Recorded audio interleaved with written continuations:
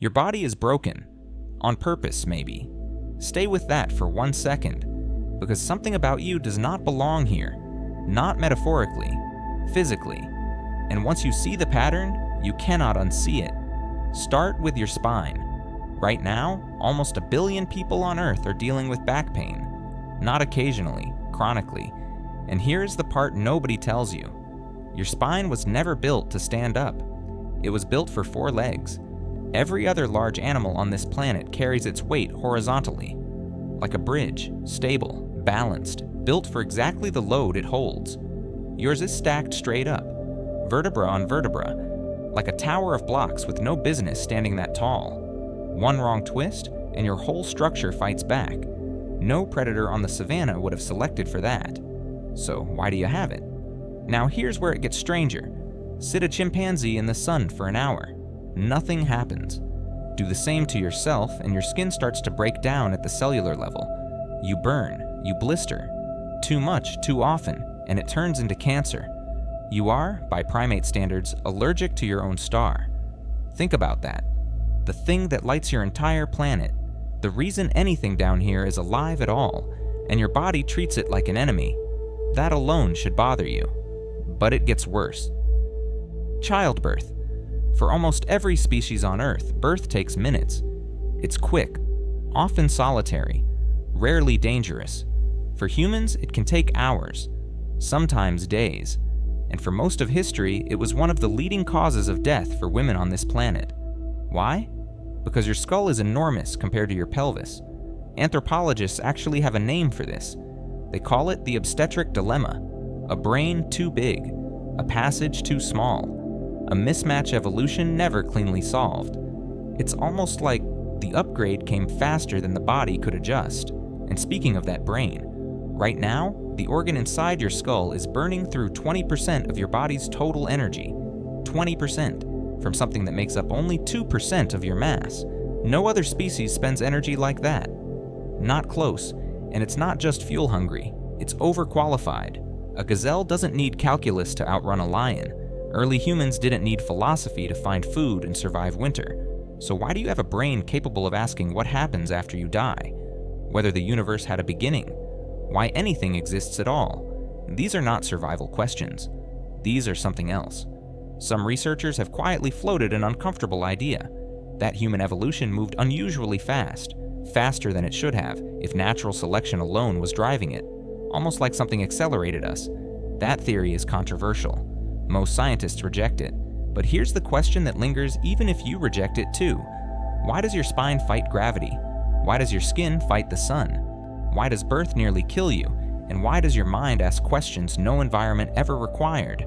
Every other creature on this planet fits its world perfectly. Like a key built for one specific lock. You feel more like a key built for a door nobody's found yet. And if that's true, the next question is the one that changes everything. If you weren't built for this world, where exactly were you built for? That question has haunted people for thousands of years. And here's the strange part. The same answer keeps showing up, in places that never talked to each other, never traded ideas, never even knew the other existed. We came from somewhere else.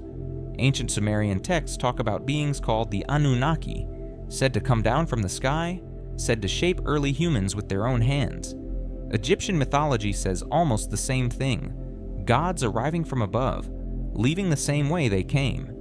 Indigenous cultures separated by entire oceans with zero contact describe nearly identical stories. Sky visitors, teaching agriculture, teaching medicine, teaching the stars. Historians have an explanation. Ancient people didn't understand the world, so they blamed gods for what they couldn't explain. Fair enough. But that explanation has a hole in it. It doesn't explain why the story is always the same story. Beings from the sky. Genetic change. A sudden leap in human ability that ancient texts describe less like evolution and more like an upgrade. Now here's where it stops being folklore. In 1971, a man named Francis Crick proposed something that stunned even his own colleagues. You may not know the name, you definitely know his work. Crick co-discovered the structure of DNA, Nobel Prize winner, one of the most respected scientists of the 20th century. And he suggested life on Earth might not have started here at all. He called it directed panspermia, the idea that life, or even just the genetic blueprint for it, could have been deliberately placed on this planet by something from somewhere else. This wasn't a late-night theory. He published it in a real scientific journal. Most scientists rejected it. Some still do, but it has never been fully disproven. Because here's the uncomfortable truth. We still don't actually know how life began on Earth. We have chemistry, we have theories, we don't have certainty. So just consider this for one moment, not as fact, as a possibility. What if Earth wasn't where we started? What if it's where we were sent? A planet chosen? Seeded? Maybe a colony? Maybe an experiment? Maybe something closer to a containment zone? For a species that didn't originate under this sun, it would explain the spine that fights gravity, the skin that fights sunlight, a brain built for questions this world never demanded. It would explain why, across every culture, in every era, humans have looked up at the night sky and felt something we still don't have words for. Not curiosity, recognition. But here's where we have to be honest. There is no confirmed evidence that humans came from anywhere but here. The fossil record shows a clear path. Millions of years, bone by bone, step by step. Every major scientific institution backs that timeline. That ache some of us feel staring at the stars?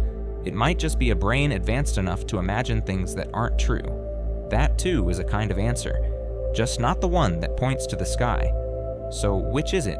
A species shaped entirely by Earth that eventually grew smart enough to wonder if it came from somewhere else? Or a species placed here, wearing a body that never quite fit, carrying memories it can't consciously reach, asking questions that sound less like curiosity and more like remembering? Maybe the answer isn't hiding in ancient texts, or DNA, or the stars. Maybe it's hiding in the discomfort itself, the back pain, the birth that nearly kills, the mind that won't stop asking why.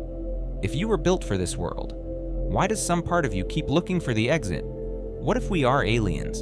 And the strangest part isn't the theory itself. It's how many of you, reading this right now, already felt like the answer was yes, before I ever asked the question. So, what do you think? Leave your theory below. Subscribe for more impossible questions.